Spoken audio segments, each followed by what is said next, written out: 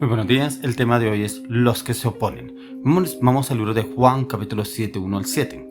Después de estas cosas andaba Jesús en Galilea, pues no quería andar en Judea, porque los judíos procuraban matarle. Estaba cerca la fiesta de los judíos, la de los tabernáculos, y le dijeron sus hermanos: sal de aquí y vete a Judea, para que también tus discípulos vean las obras que haces, porque ninguno que procura darse a conocer hace algo en secreto. Si estas cosas haces, manifiéstate al mundo, porque ni aun sus hermanos creían en él. Entonces Jesús les dijo: mi tiempo aún no ha llegado, mas vuestro tiempo siempre está presto. No puede el mundo aborreceros a vosotros, mas a mí me aborrece, porque yo testifico de él que sus obras son malas.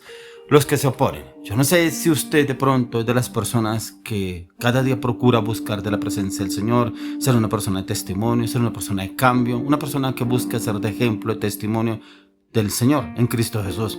Ha dejado sus malas obras, sus malos caminos, sus pensamientos, sus pecados, sus inseguridades, sus temores, sus palabras, su carácter, su voluntad a los pies de Cristo, y ha decidido ser discípulo de Cristo, un seguidor de Cristo, y ha decidido dejar muchas cosas atrás. Aquí encontramos al Señor Jesucristo, que ya había decidido seguir los caminos del Padre, ya había asumido una responsabilidad, un llamado en el Padre. Pero como su propia familia lo aborrecía. Yo no sé si usted vive esa circunstancia en que usted llega a los caminos del Señor y su familia lo aborrece. Y lo aborrece a usted, pero si el Señor Jesús ya lo dijo, Él mismo lo dijo: por causa de mi nombre os aborrecerán. Y los aborrecerán por causa de que me siguen, son mis seguidores, mis discípulos.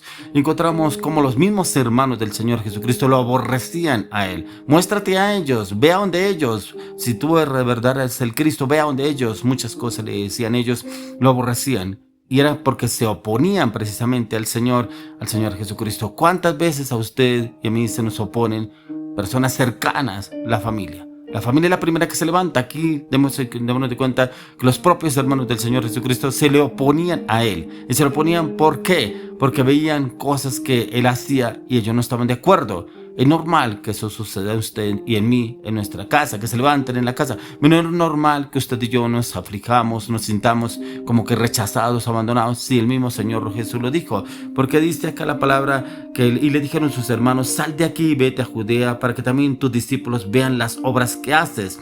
O sea, ¿por qué se lo decían? ¿Será que lo amaban realmente o lo detestaban? Dice: porque ninguno que procura darse a conocer hace algo en secreto. Si estas cosas haces, manifiéstate al mundo. No creían en Él, porque ni aun sus propios hermanos creían en Él. Entonces Jesús les dijo: mi tiempo aún no ha llegado, mas vuestro tiempo tiempo siempre está presto. O sea, el tiempo de ellos siempre estaba presto en el mundo, pero el del Señor no. El del Señor tiene un propósito. ¿Qué propósito tiene el Señor en su vida y en mi vida? Que el enemigo se opone y usa a los más cercanos. Usa precisamente de pronto a un familiar, un amigo cercano a usted, y lo usa para mirar cómo lo lleva a desistir del propósito, del llamado que Dios tiene para con su vida. Y eso es lo que querían hacer los hermanos. Cómo lo odiaban, lo detestaban a Él. Por eso el Señor mismo le dice: no puede el mundo aborreceros a vosotros, mas a mí me aborrece, porque yo testifico de Él y de sus obras que son malas. Por eso a usted y a mí de pronto nos aborrecen, pero es el enemigo obrando a través de esas personas, porque los utiliza como un títere. Son como títeres a través del enemigo, y el enemigo los manipula y los trabaja para llevarnos a aborrecernos a usted y a mí. Pero como el Señor mismo lo dice: porque no puede el mundo aborreceros a vosotros. A usted y a mí nos aborrecen el mundo, pero el Señor nos ama y Él mismo se gloria a través de cada uno de nosotros por circunstancias, situaciones que vivimos o estamos pasando. Y más a mí me aborrece, porque yo testifico de Él que sus obras son malas. Y precisamente por esas obras malas que usted y ya no seguimos esas obras malas. De pronto usted da una persona que le gustaba el trago, el vicio, la mentira, la manipulación, la falsedad, el engaño, la infidelidad, la traición, y se deleitaba con esos amigos que andaba usted, de pronto familiares, personas muy cercanas. Pero cuando usted llega a los caminos del Señor, el Señor lo lleva a aborrecer eso. No es que usted de un momento a otro decidió dejarlo. Llega el Señor le viene y le hablan a usted del Señor, y como que el Espíritu Santo empieza a orar en usted y como que empieza usted a incomodarse. Ya no me gusta esto, ya no me gusta estas compañías, ya no me gusta el trago, ya no me gusta el vicio, no me gusta la mentira, la infidelidad, la traición, uy, esas palabras vulgares o esas, ya como que no me gustan, esa manipulación, esa falsa, ese orgullo, y como que empieza el Espíritu Santo a moverse dentro de usted, pero como que lleva a sentirse incómodo usted. Eso trabaja el Espíritu Santo.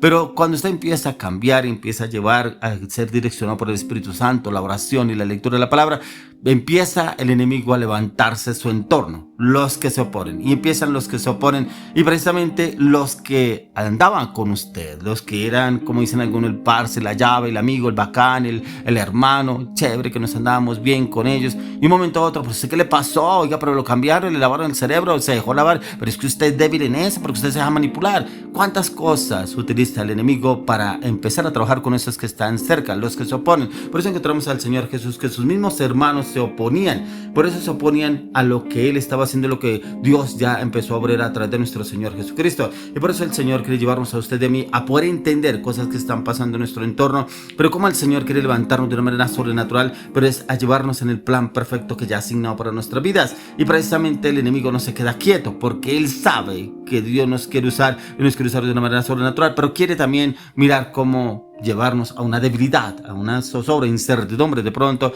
temores que llegan a venir a nuestras vidas, en que como que me siento aislado, como que me rechazan, como que ya no me aman, no me quieren, y como que el enemigo empieza a trabajar esa parte, empieza a mirar cómo hacernos sentir, como dicen algunos, miserables, para podernos llevar a esa zozobra, esa incertidumbre. Y eso pasó en el Señor Jesucristo en muchas oportunidades, como el enemigo intentó trabajar y manipularlo a Él a través de diferentes circunstancias, y es como inclusive los mismos fariseos como trabajaban en contra del Señor Jesucristo. Por eso lo encontramos en Mateo 11:19. Dice, vino el Hijo del Hombre que come y bebe, y dicen, he aquí un hombre comilón y bebedor de vino, amigo de publicanos y de pecadores, pero la sabiduría es justificada por sus hijos. ¿Cómo vendían y juzgaban al Señor?